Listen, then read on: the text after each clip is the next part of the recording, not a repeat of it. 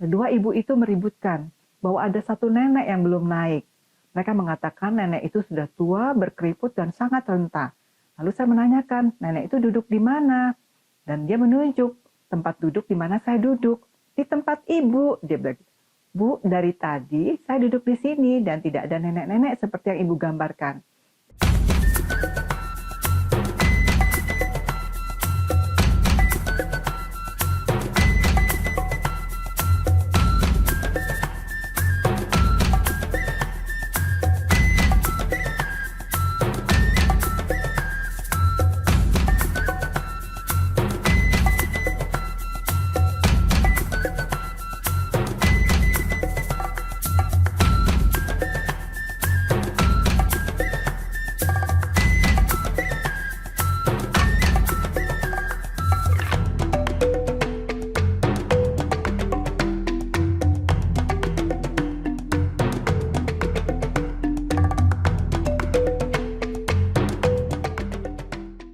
Assalamualaikum warahmatullahi wabarakatuh. Saya Marisa dan saat ini saya sedang duduk di sebuah pojok kecil, toko outdoor yang hangat, mengenang jejak-jejak langkah saya dalam sebuah perjalanan yang saya beri nama Perjalanan Menunduk. Bukan karena saya lelah atau kalah, tapi karena saya ingin belajar rendah hati dari jalanan-jalanan asing yang tidak pernah menyuruh siapapun untuk sombong. Pada kesempatan ini, saya ingin berbagi cerita mengenai pendakian saya ke Gunung Dempo di Sumatera Selatan. Perjalanan ke Dempo bukan hal yang mudah, apalagi saya lakukan sendirian tanpa operator yang ada di kota di mana saya berada. Saya terbang dari Jakarta ke Palembang dan menempuh perjalanan 7 jam hingga 8 jam sampai ke Pagar Alam. Perjalanan itu juga membuat teman-teman satu travel yang kebetulan berkendara bersama ke arah tujuan yang sama bertanya, ada apa ibu di Dempo? Kenapa ibu begitu mau mendaki Gunung Dempo dan itu sendirian? Aku hanya tersenyum dan rasanya tidak perlu menjawab hal itu. Tiba di Pagar Alam, hari sudah malam dan saya memerlukan waktu untuk beristirahat di sana. Dan ketika pagi hari saya bangun dari tidur saya, ternyata Pagar Alam sungguh cantik. Pantas kalau disebut sebagai Switzerland-nya Indonesia. Perkebunan teh itu tampak seperti ombak yang berayun namun berwarna kehijauan, seperti beludru. Ini adalah tempat yang menawan sebelum melakukan pendakian ke Gunung Dempo. Pagi hari itu saya melakukan perjalanan sekitar 15 km dari tempat saya menginap menuju ke tonggak yang bertulisan Pagar Alam, sebagai latihan sebelum pendakian Dempo selanjutnya. Setelah menghubungi operator pendakian lokal di sana, lalu kami berjanji bahwa sore ini saya akan dijemput oleh truk pengangkut teh yang biasa mengangkut ibu-ibu pemetik teh untuk membawa saya ke base camp Kampung Ampat. Tiba di base camp hari sudah cukup malam dan kebetulan lampu atau listrik hanya menyala sampai pukul 9 malam. Jadi tidak lama setelah saya tiba di sana, saya cepat-cepat membersihkan diri, lalu siap-siap untuk tidur dan koordinasi dengan operator lokal yang akan membawa saya besok pagi ke pendakian Gunung Dempo. Ketika saya bangun di subuh hari, saya mengetahui ternyata base camp Kampung Empat terisi oleh banyak sekali calon pendaki akan mendaki Gunung Dempo pada hari dan waktu yang sama dengan saya. Mereka adalah anak-anak muda yang usianya 20 tahunan, berasal dari Bangka, dari Bintan, dari Medan, dari Bengkulu, dan banyak lagi tempat di sekitar Sumatera Selatan. Mereka masih muda dan ada yang pertama kali mendaki Dempo. Dan mereka terkejut karena ternyata saya satu-satunya wanita dan nenek-nenek yang akan mendaki pada pagi hari itu. Kami menikmati makanan pagi di warung untuk bersiap-siap mendaki Dempo melalui pintu perkebunan teh. Pintu rimbanya terletak di perkebunan teh.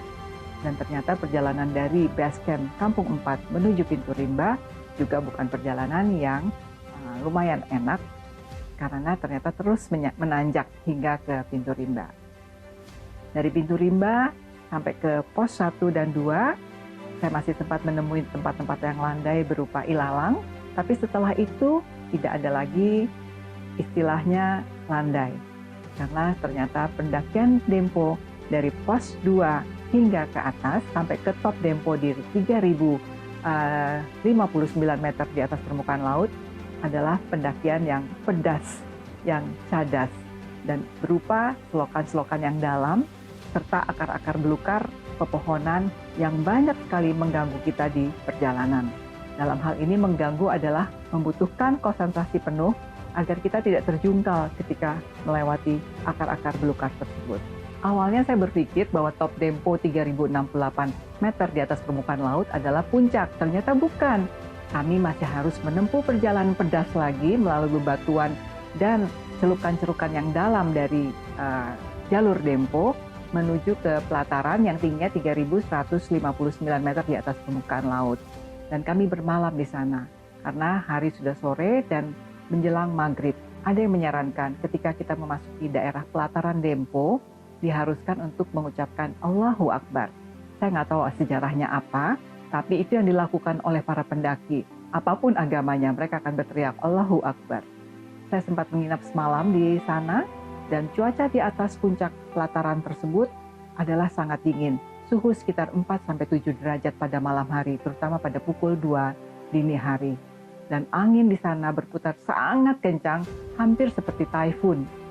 Hati-hati kalau menggunakan tenda, perhatikan bahwa tenda harus tertanam dengan benar dan tertancap dengan benar sehingga tidak mudah ditarik oleh angin yang seperti taifun tersebut.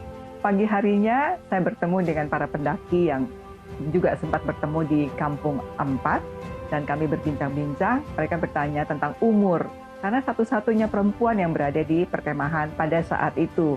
Mereka bertanya, maaf ibu, umur ibu berapa? Lalu saya mengatakan umur saya dan mereka semua teriak, ya Allah ibu lebih tua dari nenek saya ya, katanya gitu. Karena memang usia mereka adalah 20-an. Cuaca Dempo pada saat itu luar biasa cantiknya dengan langit biru dan awan-awan bergantungan di langit. Pendakian menuju ke puncak Dempo yang berkaldera itu dengan ketinggian 3.178 meter di atas permukaan laut. Dapat saya tempuh selama 45 menit, karena jalurnya lumayan tidak terlalu curam. Dan pada saat tiba di sana, saya melihat kaldera dengan warna hijau keabu-abuan. Beberapa orang mengatakan, andai kata kita beruntung, kaldera itu berwarna toska. Tapi itu hanya keberuntungan untuk beberapa orang. Apapun itu, bagi saya berada di puncak Dempo dengan kaldera berwarna toska keabu-abuan tidak masalah. Karena itu sungguh cantik. Dan berada di sana melihat pemandangan Gunung Dempo dari atas adalah sebuah anugerah. Setelah turun dari puncak Dempo yang tingginya 3.178 meter di atas permukaan laut, saya sempat membereskan pakaian-pakaian saya dalam tenda lalu kembali turun. Dan dalam perjalanan turun saya lebih menikmati suasana yang ada di sekitar Gunung Dempo. Gunung Dempo sungguh indah karena hutan-hutannya masih murni dan pemandangan melihat kota-kota yang ada di bawah Dempo adalah menakjubkan. Di bawah Dempo ada Bengkulu, ada Jambi, ada Palembang, dan beberapa daerah lain yang terlihat jauh mengecil dari puncak. Di Dempo konon ada makam. Ketika saya bertanya kepada operator yang mendampingi saya bertanya, makam apa itu? Kenapa disebut makam pendiri? Dia mengatakan bahwa makam pendiri adalah orang-orang yang melakukan pembuatan jalur menuju ke puncak Dempo. Ada namanya dinding almari. Di dekat dinding almari tersebut ada sebuah retakan yang cukup dalam, sekitar 50 meter di bawah kita. Jadi andai kata kita akan menaiki ke step selanjutnya, kita mempergunakan webbing. Hati-hati ketika menggunakan webbing tersebut, baik ketika naik dan turun. Karena webbing tersebut juga kelihatannya sudah cukup lama. Kalau kita tidak berhati-hati, artinya kita akan terjun bebas menuju retakan akibat gempa yang ada di bawah sana. Jadi tolong berhati-hati. Dempo bukan gunung main-main, tapi Dempo adalah gunung yang cadas dan pedas. Alhamdulillah akhirnya saya tiba di base camp Kampung 4 pada sore hari itu dan saya memutuskan untuk bermalam semalam lagi di base camp Kampung 4. Dan pagi hari ketika saya bangun, ternyata anak-anak muda pendaki gunung yang berasal dari berbagai daerah tersebut sudah tidak ada. Saya bertanya kepada pengurus base camp, kemana mereka semuanya? Ternyata mereka pulang dengan menggunakan motor ke kampung mereka masing-masing. Saya yang sendirian di base camp memutuskan untuk mencoba menghubungi travel di Pagar Alam untuk membawa saya pulang ke bandara.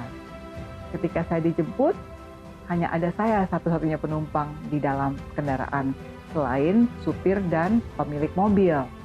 Sampai di beberapa tempat mereka menjemput lagi 2 orang ibu-ibu. Saya tidak bicara dengan mereka karena mereka berbahasa daerah dan bahasa daerahnya agak asing bagi saya. Tiba di pagar alam, kami beristirahat, pemilik mobil juga mau mandi dulu katanya. Nah, ketika kami berkumpul lagi setelah beristirahat dan makan pagi, kedua ibu itu meributkan bahwa ada satu nenek yang belum naik. Mereka mengatakan nenek itu sudah tua, berkeriput, dan sangat renta. Lalu saya menanyakan, nenek itu duduk di mana? Dan dia menunjuk tempat duduk di mana saya duduk. Di tempat ibu, dia bilang. Bu, dari tadi saya duduk di sini dan tidak ada nenek-nenek seperti yang ibu gambarkan. Kedua ibu itu terus membicarakan mengenai nenek tua yang belum naik ke atas kendaraan.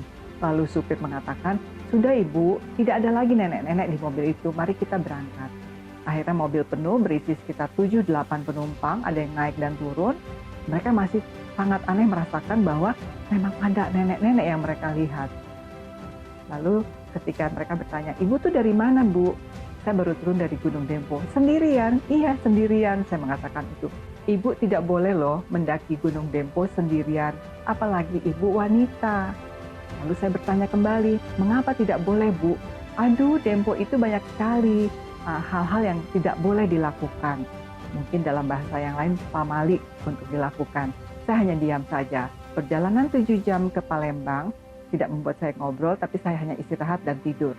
Ketika tiba di kota Palembang, mereka bertanya, Ibu, apakah Ibu punya ilmu yang lain? Oh enggak, saya nggak punya apa-apa, saya bilang gitu.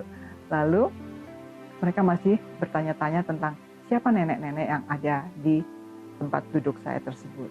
Cerita tersebut adalah hanya sekedar cerita tambahan yang saya nikmati dalam perjalanan saya ke Gunung Dempo.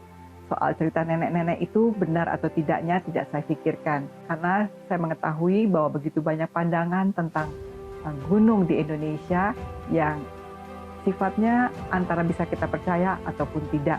Tapi itu terjadi pada diri saya bahwa ada seorang nenek-nenek yang menggantikan wujud saya di dalam mobil travel dalam perjalanan dari Kampung 4 ke Palembang. Itu akan saya kenang seumur hidup, bahwa ada cerita mengenai saya dalam bentuk yang lain. Semoga perjalanan ini memberi manfaat bagi teman-teman dan agar tetap berhati-hati karena Gunung Dempo adalah gunung dengan segala macam cerita, baik itu faktual maupun cerita mistis. Perjalanan menunduk mengajarkan saya bahwa yang paling berharga bukanlah tempat tujuan, tapi bagaimana kita menapakinya. Bahwa manusia tidak perlu menaklukkan dunia, cukup berdiri bersisian dengannya sambil menunduk, belajar, menerima, dan memahami. Maka mari terus melangkah, bukan untuk mencari sensasi, tapi untuk mengasah empati dan mengenali diri kita yang sesungguhnya. Saya Marisa, terima kasih sudah menyimak. Wassalamualaikum warahmatullahi wabarakatuh.